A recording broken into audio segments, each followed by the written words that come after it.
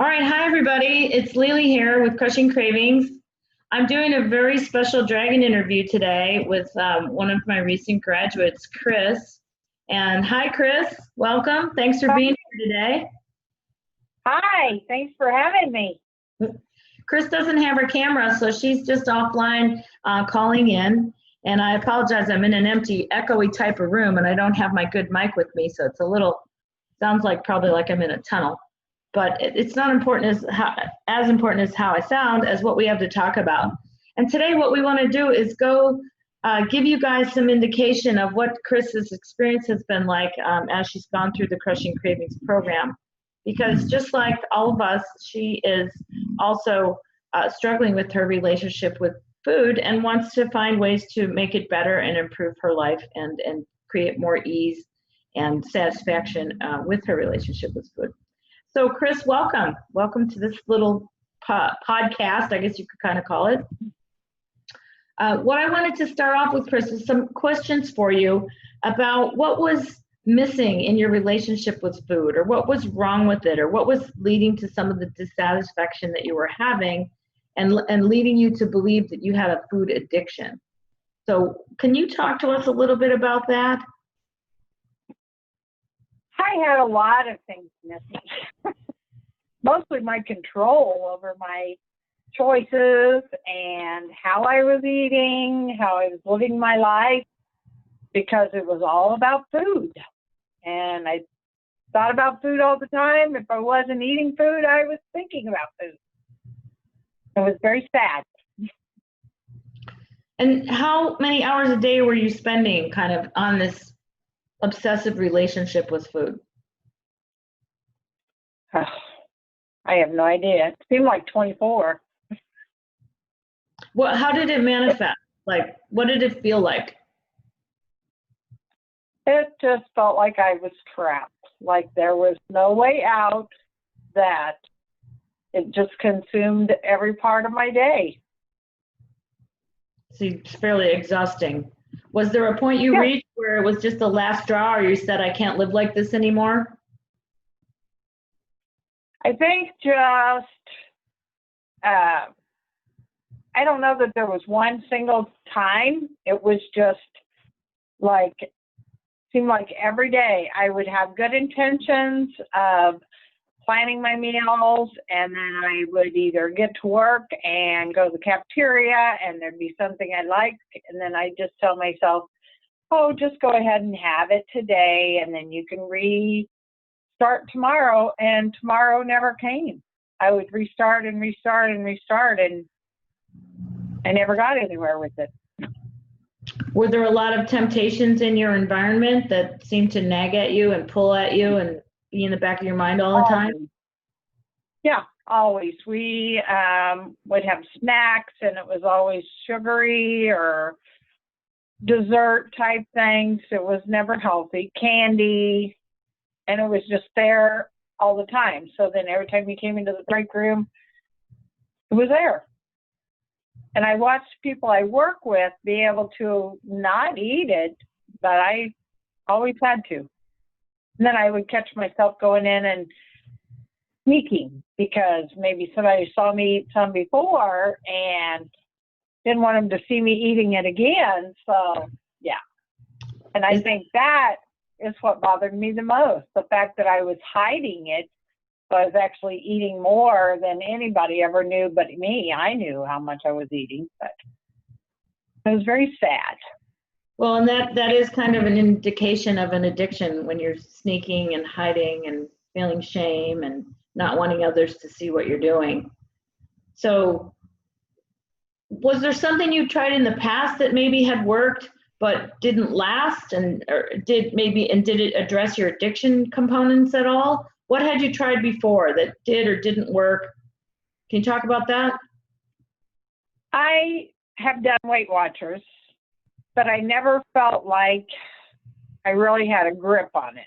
I don't know. It never felt like it was the right thing for me. I never saw, I guess, good results. I would see some results, but it just seemed like I wasn't learning anything from it. I I don't know, just counting the points. And I thought it was a good idea, but it never turned out to be a good idea. So then I had an injury, and it left me to where I was not able to do a lot. And I was turning 60 and felt like if I didn't do something, I was not going to either be around or I wasn't going to be able to take care of myself. So I tried the SHAPE diet, which helped me lose weight, but it was very restricting as far as what I ate every day. I got results, but I didn't feel like it was something I could do for the rest of my life and be happy with it, be happy with myself. And I never really started liking myself with any of those programs the way I did with this one. I just kept seeing a fat person in the mirror that was getting older all the time and didn't feel any better, didn't lose any of the inflammation. And it just happened really fast with this, that the inflammation left, that I started feeling better about myself because I would tell myself I was worth it and I was pretty, and just tried to tell myself anything I could that would kind of boost me up each day. And I felt like it really did help. That's really good to hear. Was that some of the first things that you felt made a difference, or in your own words, what do you think you learned that made a difference? And do you think that this is something you can stick with? Oh, yes, definitely. I felt like when I started telling myself, being nice to myself and saying nice things to myself, that I got better. But my eyes were really opened when I started looking at carbs and what I'd been eating and not knowing how many carbs I was eating. Or I measured things before, but it was very restrictive. And when I started eating things that I liked, it was like, wow, I didn't know that I was eating all this or that I was having this many carbs. But and then the first time I fasted, which I fasted soon into the program, I never thought I could do it. I was just certain I could not fast, because how could I go without eating? I just had to be putting something in my mouth. But it was so easy and it was fun. And it was just like unbelievable that I made it through 3 days. And I think in the first or second day, I had ketosis, and I was like shocked. What did that feel like? Felt wonderful. If you felt wonderful?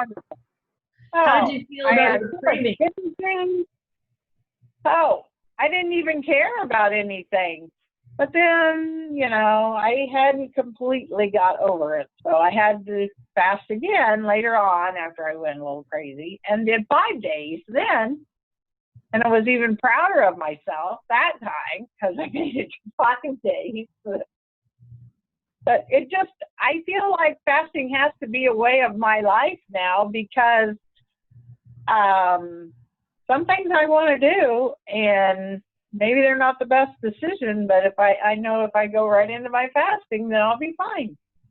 You mean some things that you have to do, like if you want to eat something that might put you back into an addicted state? Is that what you mean? Yes. And yeah, because my first fasting was brought on by going to a Blake Shelton concert and going and having Dairy Queen.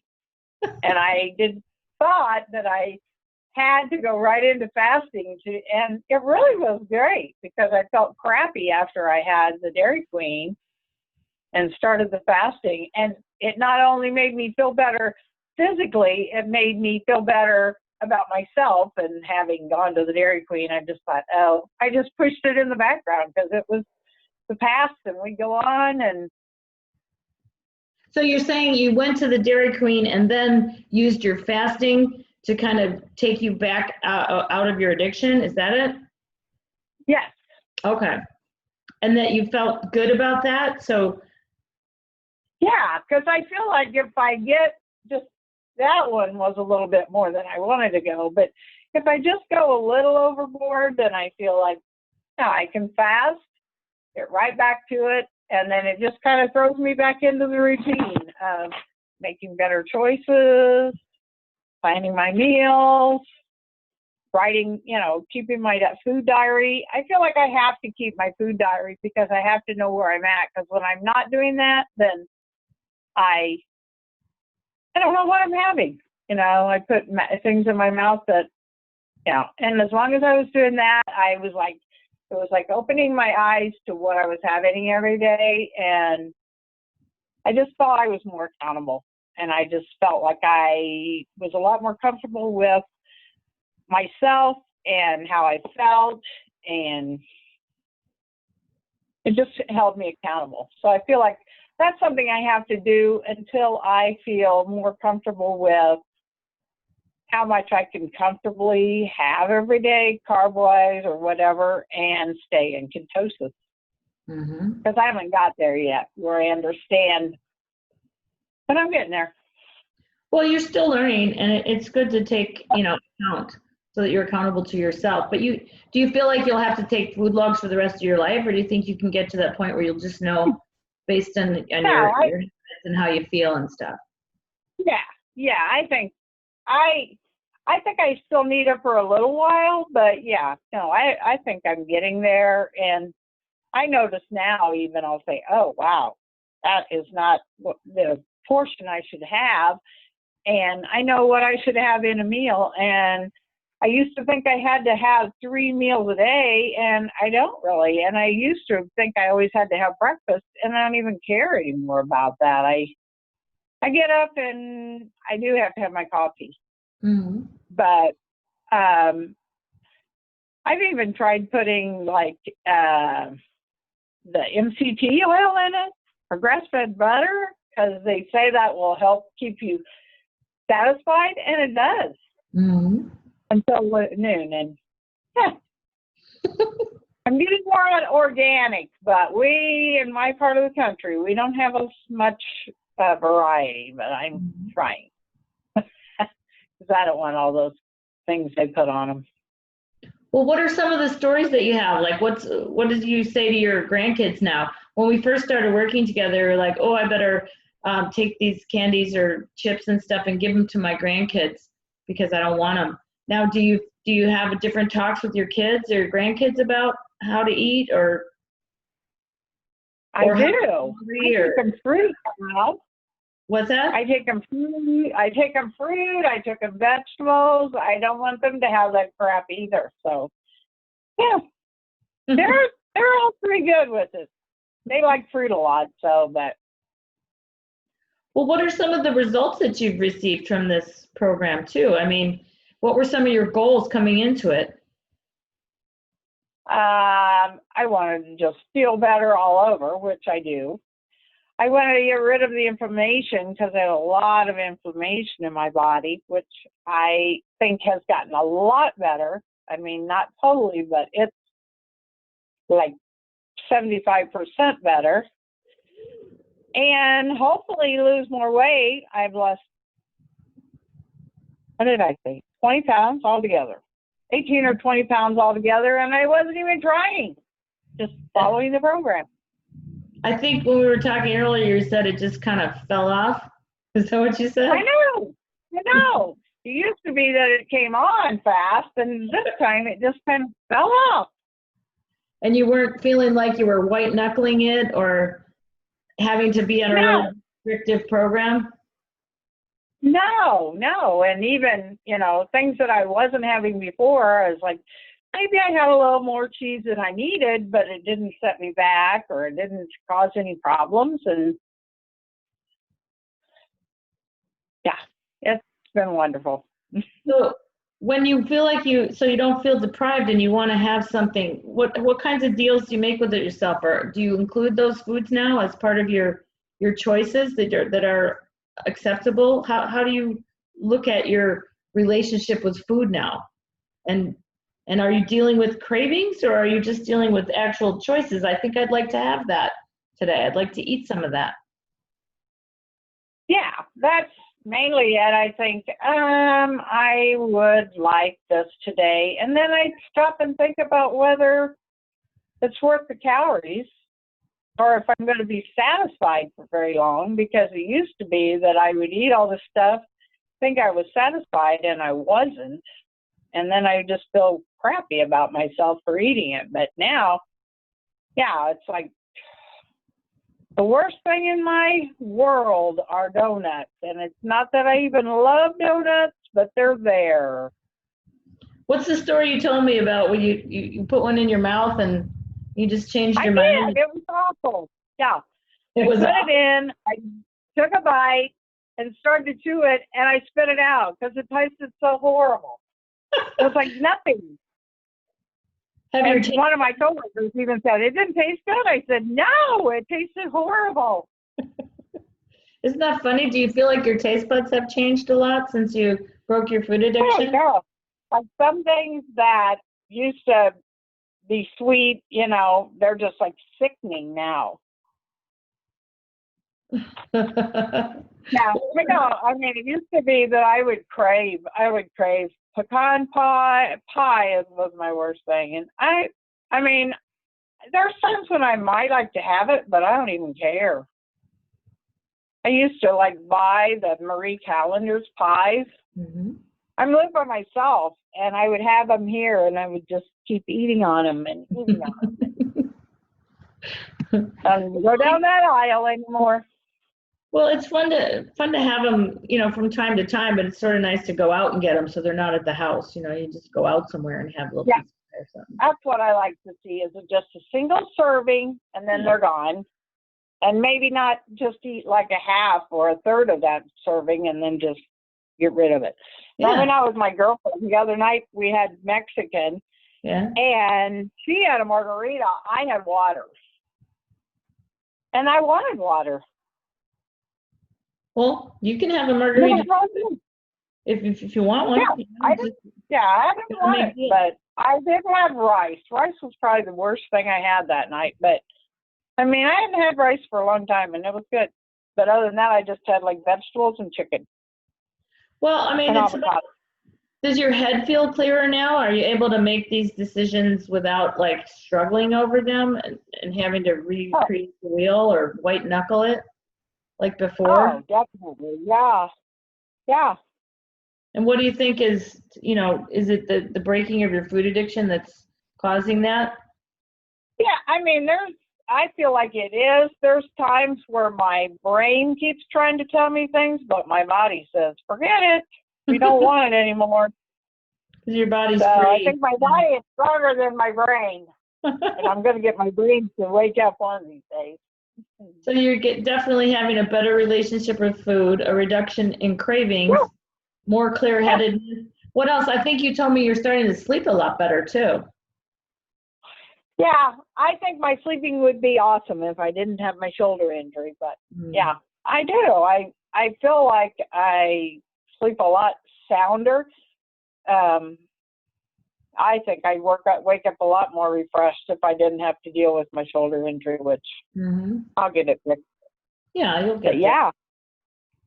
Well, yeah. So you're definitely seeing an improvement in your relationship with food and a relief from the cravings. So what about your mindset? Now, has that changed with respect to your outlook and maybe your self-acceptance? And have there been any changes in your body image, for example? Oh, yeah. I mean, I like myself the way I am right now. I know I want to go further and I want to work harder at it, but yeah, I'm happy with myself. I'm happy with choices I make every day, and I don't see that person that I used to see when I looked in the mirror.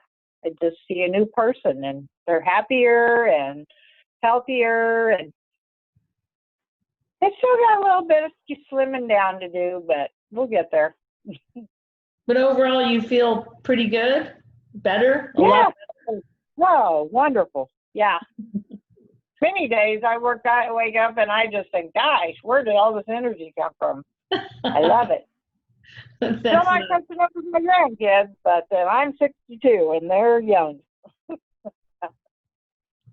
Well, I want to know overall what your experience is like with the cravings, Crushing Cravings program. Did you enjoy it? Did you feel like it was worth it? And do you have Oh, yeah. that you Yeah, can take with you that are sustainable and that this is a way of life for you now? of course. And I have a new friend. Absolutely. There's That was, definitely that was, family that here. was the biggest thing. And knowing that that friend was at the end of an email or a text message, if I had a question, and I could go back and watch videos. And I did a lot of times. If I just wasn't right where I wanted to be, I'd just come in and sit down and watch a video, and it would just change my outlook on things, change my mindset on what I was doing, and awesome experience. Oh, that's so good to hear, Kris, because you've been a really stellar participant and have had the right attitude and done the work and experienced the transformation. Do you feel like you've transformed and it's not just another diet? Oh, of course, yes. I can go back to having things at a normal person eats, and don't go hog wild and live my life and not feel bad at the end of the day. So you're free from your addiction for I am, yeah. couple months now, huh? Yes. And it happened quickly? It did, yeah. I was shocked. I thought it'd take me a lot longer.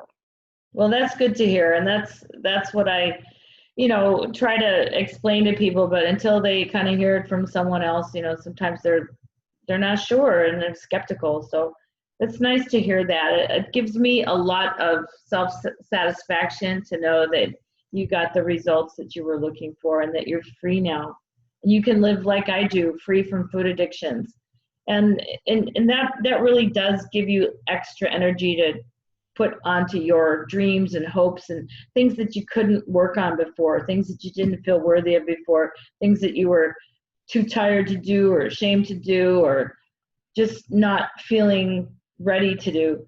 It gives you a new lease on life many times when you break an addiction. It's like a rebirth almost, because this thing has plagued you since what, your whole life? Or when did your addiction start taking over? I think I really noticed it like when I was going through my divorce. I was like 34 years old, and food was a comfort. It just starts out that way, but then it becomes. Well, I think I thought it was a comfort, but it really wasn't. Yeah, it ends up being a slave driver running your life for you.